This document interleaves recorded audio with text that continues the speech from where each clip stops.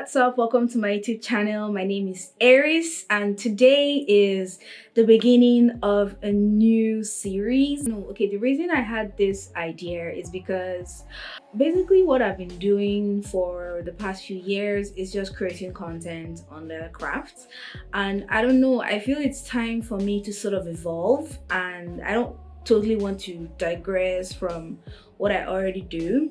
So I figured that instead of just switching lanes and changing totally, I would rather evolve into something wider and broader audience. So instead of just focusing on lettercraft video and how to make bags and how to do this and DIYs, I figured that it's time for us to move on as a community from just doing only tutorials and adding talks about business, making money, managing your business, starting a business if you're thinking about the idea, how to go about it. And I figured the best way to do this is to work with people who have the experience.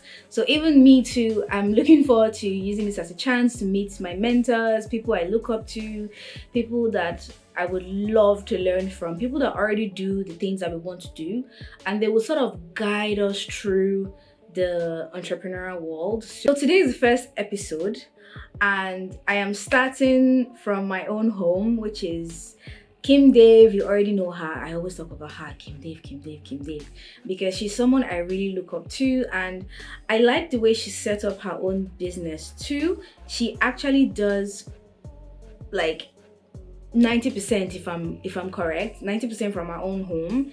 She has a shop on Shopify. She does her content creating at home. I mean, sometimes she goes out to get content, but everything, her own office base rather, is from her house. So we want to get her own angle for people who are interested in starting their businesses, but you don't have like an office space, or you don't have like a studio or anything, or you don't want to go anywhere. You want to be at home and you want to be able to make money from home. So today's episode is for you. So today I have here for you KIMDAVE. She's also a YouTuber. She's about to hit like 400k. I'm like, I'm dreaming, right? So her YouTube channel is creating content in fashion design for clothes for mostly females. She does some DIY, she does a little traveling, some vlogging here and there, and she's my mentor. She's like one of my favorite people, and I say this every time. She's like my favorite person, and I really want to be like her. So today we have KIMDAVE. Hey KIMDAVE, welcome to ERIS Atelier. Hi Laura. I'm really hi Laura.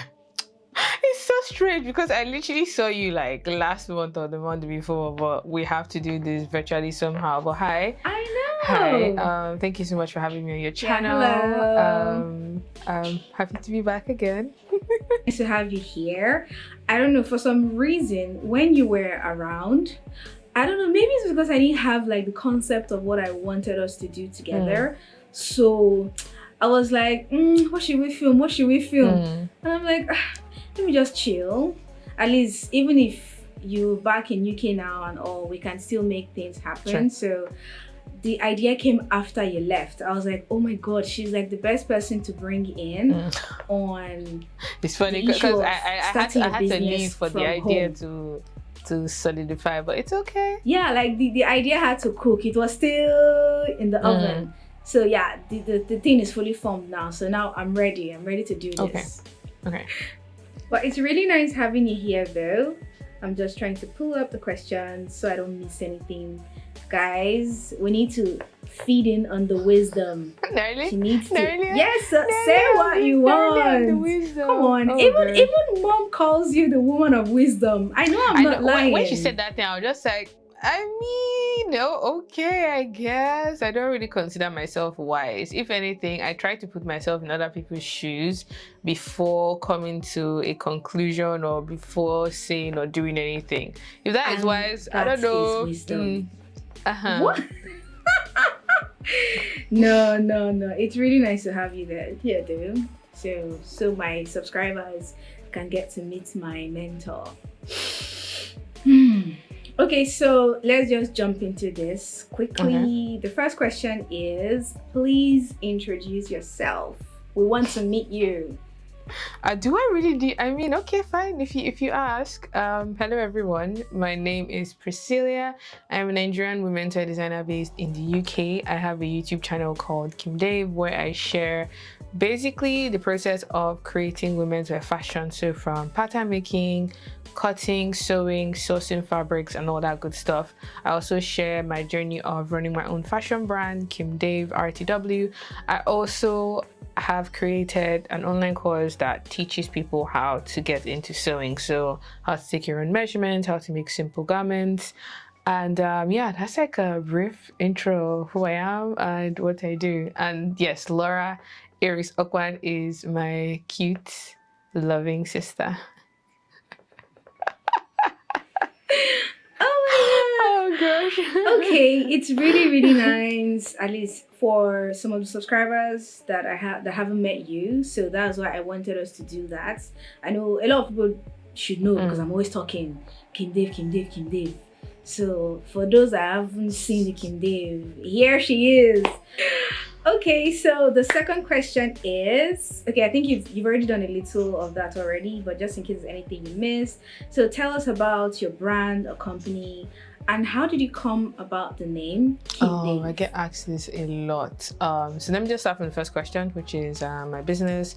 I mentioned earlier on that I am into making YouTube videos online. So that ties into Instagram, Facebook, TikTok. I have like a social media presence where my main craft is fashion design. So teaching people how to sew, making custom orders for people, running my own brand, creating digital products all around like fashion design. That's like the main meat of what I do.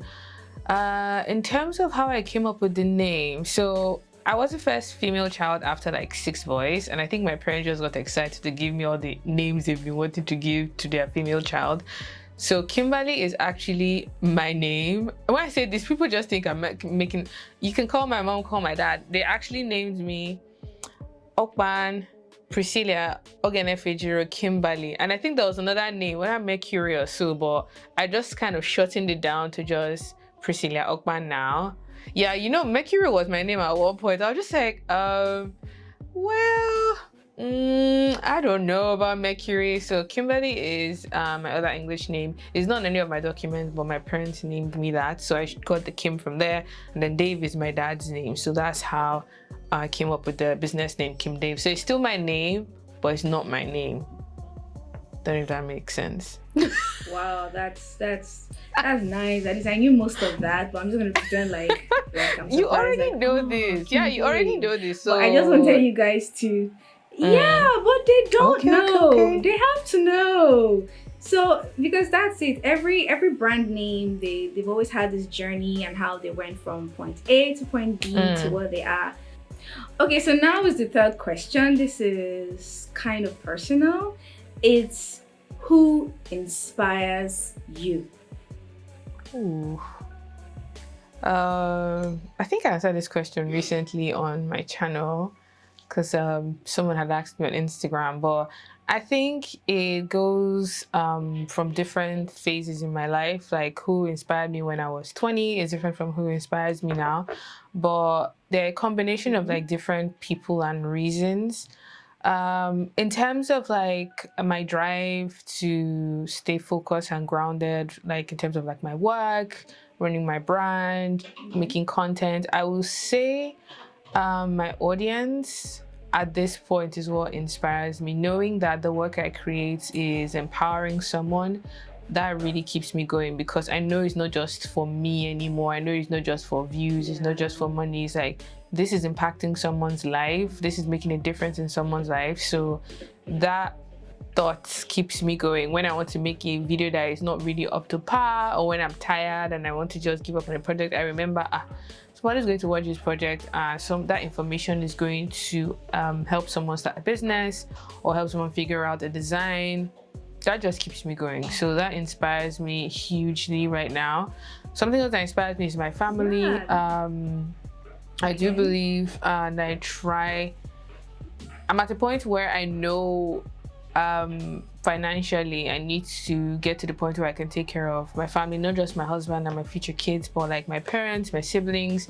So working smart and working hard is important, and it's something that I know, okay, I need to be able to like help out if someone needs assistance in the family, or if I want to get someone for someone's birthday, or like treat my parents to something nice, because my family have been very supportive of me, especially in the last like few years that I have gotten married and moved here. So my family is a huge inspiration as well. And then thirdly, I would say it's my faith and the fact that there is a God that believes in me, has my back, provides for me, and sustains me. That simple reason and that simple fact really keeps me going on days that maybe I'm not feeling not up to par, or I'm not feeling as inspired or motivated. So my audience, my family, and my faith, because I'm Christian, that helps me a lot. Okay, so the next question is, okay, this is a business question, is how did you raise funding for your business? So for like my clothing brand, or like right now,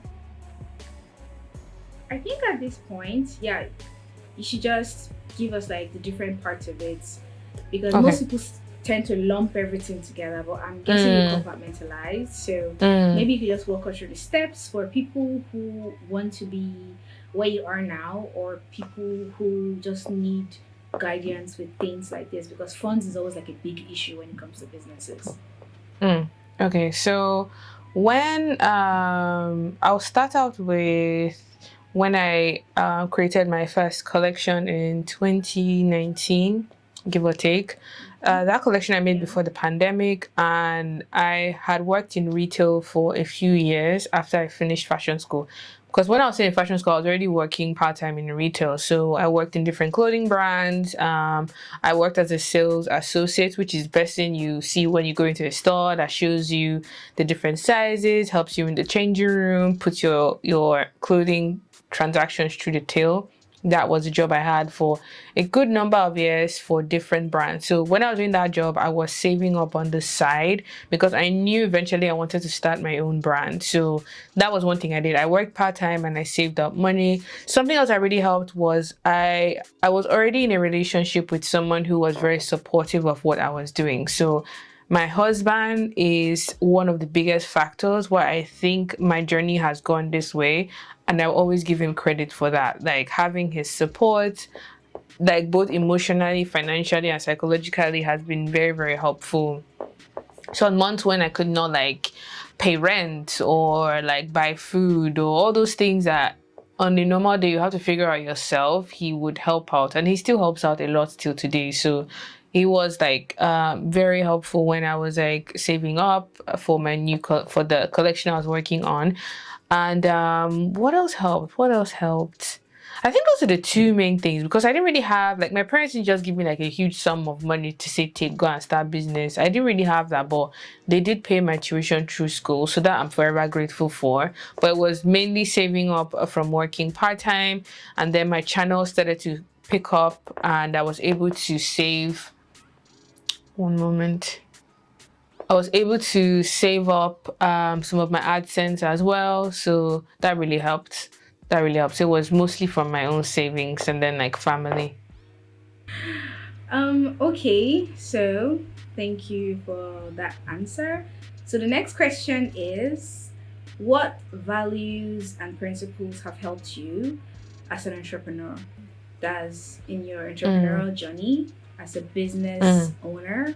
What values and principles? I was asked this question too. That's why I want to push it forward to also get your own reply. It's a very deep question. True. It's very personal. And you really have to like think, because I'm thinking now, there are values that guide me when I make decisions, that I will say. And decisions in terms of like my business and my own like personal lives and my relationships. One principle that I try to live by as much as possible is to be kind to people. it can be very difficult to do because people try to take Okay. advantage of someone who is nice or someone who is kind because they think they can just get away with a lot of things. Yeah. But as much as possible, I believe kindness is free, and it's one of those things that you are sowing into your future. You might not be the one to receive the benefits of the kindness you are giving today. It might be your child, it might be someone else in your family, it might be something that would impact someone's life positively, and they too could pick up that value and that virtue system as well. So the first one is definitely kindness, and second one, mm, ooh, I want to say honesty, but I want to say honesty, but I'm trying. I want to think through before I say this, so I'm not lying by saying I'm being honest. Does that make sense? Yeah. Yeah. I want to say honesty. Let me just put it out there. God will judge me. But I try to be truthful and honest with my work, to show like how things are made, give quality service and quality goods, and not overprice things out of greed or because I'm in a position to do that, not taking advantage of people. So honesty to a reasonable extent, I strive to do that as much as I can. What else? I also believe in, would I say hard work? I believe in putting in the work. I know that some people are in a position where they have, advantages. Maybe is your background or the complexion of your skin or your beauty or your weight. There are all these edges and benefits that we have over the next person. But I am a huge believer in putting in the work if you want something to come to fruition. Pray about it, plan, but be ready to put in the work. Like praying will not just build you a house. You have to, you know, put in the work to like get the cement and the block and everything else to bring the house to life. So yeah, I believe in like kindness, honesty, and hard work or smart work, if we can call it that. Okay, wow, that was really deep. Sure you see why I wanted us to hear the answer, because it's something that you actually dig And you in have to deep think, to bring that because kind I of have answer never been out asked that of it. question before. Yeah. Yeah, it was as in, I did an interview the other time with Eki, and she asked me the question and I'm like, huh, what are my values? So I just had to push it forward. Okay, this is also a question that, okay, I think it was actually asked on the sister tag, but it's something that I know would actually help my own subscribers too. So I just want you to sort of help us with this. And the question is, I know you remember this. Have you ever had designer's block, and how did you handle it? Ah, yes, I remember this one. Yes, Yeah. yes. It comes in waves and different intensities. Sometimes it's just like a couple of days. Sometimes it's like weeks. But yes, I do have this, and usually whenever I have a designer or creative block, most times it's because there's something else going on in my life. Maybe I'm dealing with something else emotionally or mentally that is preventing me from really applying myself. Because as a creative, we produce things from our head. Like you just imagine something and you create it. So Yes. if your mind is not in a healthy or stable place, you will struggle to make that happen often. It's very difficult to be creative all the time. So of course there'll be days when you'll not be as creative or you not even feel creative at all. So for me, when I have those moments when I'm not Yeah. just like, it's not just like coming or it's not flowing, I try to sit and think and identify any other areas of my life that need attention or maybe I've been neglecting.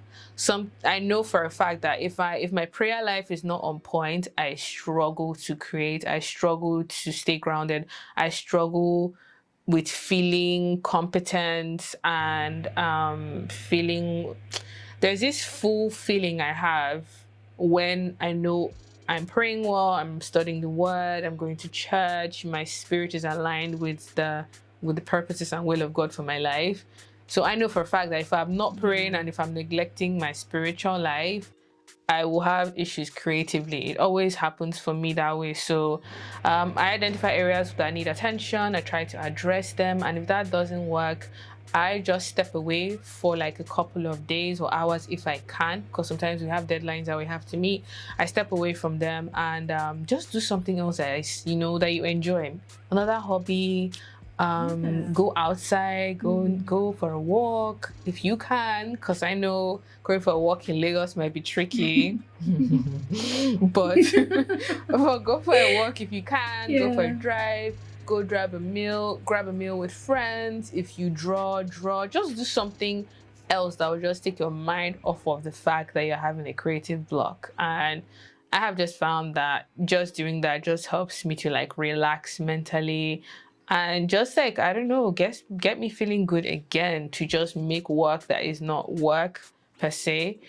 So that is another Yeah. thing that I do that really helps. And the last one is just to talk to someone you trust, maybe a friend or a family member that you can just express your concerns or your worries to, and just getting it out there sometimes is all you might really need. You might know what the solution is, or because you know what the problem is, but just like voicing it out to another person, it just really helps to, I don't know, get you thinking sometimes. What is your guilty pleasure? Ooh, right now, sorry, it has to be Korean dramas. I think everybody that follows me knows this at this point. I have no shame when it comes to, like, I'm a huge fan of K-drama, K-pop. Yeah, don't judge me. I just think it's nice, okay? They put a lot of effort into Nobody their is script. judging. I also watch K drama from time to time. I don't No, do but it the thing, people every always time. react that way. It's like, but you're a black woman or you're African. Why should you be enjoying stuff like? There's always this like judgmental like energy I get when I tell people. I'm like, I mean, is there anything wrong? It's like a totally different culture. It's such a beautiful language, and I don't know. Maybe it's Yeah. because it's something that is still new or is raining now, but they put a lot of effort into their storylines, their costumes, and their scripts. Have you watched those music Yeah. videos? Like the set of Yeah. those music videos It's have you like like A for effort. exactly. So I'm a huge fan of like K-drama and Korean music right now. Yeah, that's definitely my guilty pleasure. Okay. Okay. So, what Mhm. is the next big thing we should expect from KIMDAVE? Ooh, I think in Q2, which is like what we just started, it would be my new collection. This collection is called Oh. Roots. Yeah, this collection was made in Lagos, Nigeria. I am super proud of the work that has been created in collaboration with Jaola Workshop. They are the factory in Lagos that made my pieces. So I met up with the owner Jenny here in London. We had like a initial consultation just to talk about the designs, go through the samples and the patterns. And she really understood the vision from the onset, and that helped because it set a tone for the whole process. She knew the quality of finishing I wanted, because she kind of knew where my brand is positioned, which is like designer level. So if I'm going to be selling a dress for £250, there's a certain finish that the clothing has to have. Yeah. So I'm excited for that. It should be out, I would say, 29th of May or first week of June. Okay, so let's see. The next one is okay. This pertains to people that have their businesses at home. The question is: do you plan to open your studio? Do you plan to move to a public location, somewhere where people can come every day and all? Actually was toying with this idea earlier this year because I was fortunate to have received funding from YouTube. They had this creator class that they launched this year, and I was one of the class members. So they've been very generous with like information, financial backing, and all that good stuff. So I really, really considered it. I knew I had the means to get like a studio space if I wanted to this year, but I think when I did the numbers, it wasn't quite mathing because rent is very high for commercial spaces in the UK. I don't know about anywhere else, but by the time you pay your rent, you pay your service charge, then you now have to pay council tax in some spaces. You have to pay for electricity in some spaces. So I was just like, wow. Let me just use that money to do something else. Because I honestly really thought about it. I was already like looking at spaces around where I live, so I didn't have to travel far. But you now get like a tiny box and you now be paying like £1,000 for rent every month. Like, what is the reason? No. Okay, so the next question is, what has been your biggest achievement yet?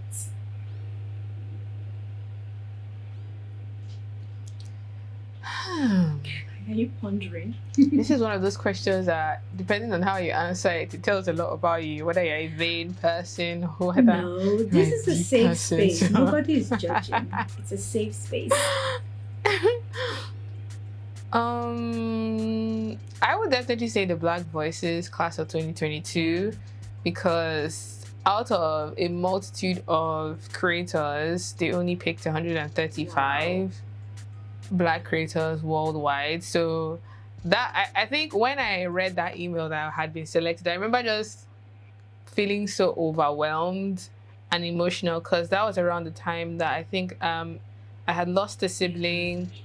My business was in a place where I wasn't really sure if, not like I wasn't sure, but I think I had gotten to a plateau creatively of where I was just creating the same type of videos and I was not enjoying it as much. So I wasn't feeling like, I was feeling like, oh, is this what I should be doing? I was questioning myself a lot that period.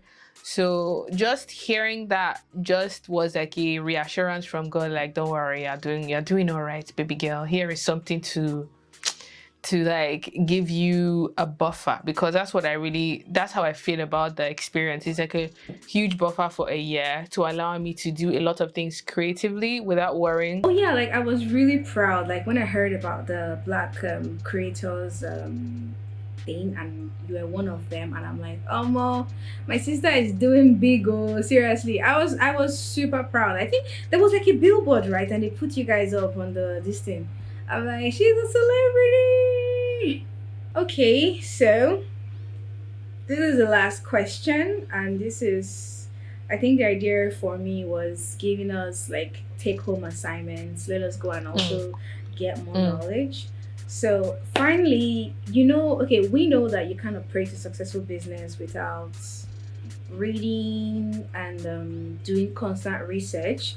So our question is, what are 3 books that you would suggest for us to read to sharpen our minds and I think our entrepreneurial life generally? What are 3 books that would actually help? Yeah, so this is book number 1, the Fashion Business Manual. These are all of the post-its I've used to bookmark the book. This is what it looks like. You can get this on Amazon, you can get it online. This is book number 2, Heart and Hustle by Patricia Bright. Love it. I might even start reading it again, even though I've already finished it once. Book number 3 would be How to Become an Overnight Success by Maria. I can't pronounce her last name, but she founded the beauty brand called Rodial Beauty. I think I enjoyed reading this book because it was inspiring to just read someone's story of how they went from nothing to build this empire that is like global and doing so well. So this is the first part of a 2-part series. I think the second one is Make It Happen, but this one is How to Become an Overnight Success. That's book number 3. Okay. But anywho, thank you so much for this interview. Thank you for stopping by. Thank you for your time.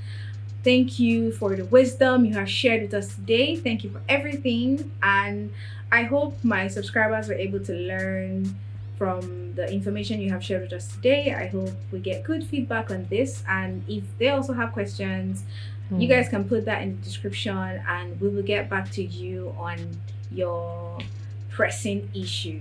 Thank you guys so much for watching this interview. Thank you, KIMDAVE, for stopping by. Don't forget to like and subscribe and put your feedback on the ERIS SME Club and see how we can make this community happen.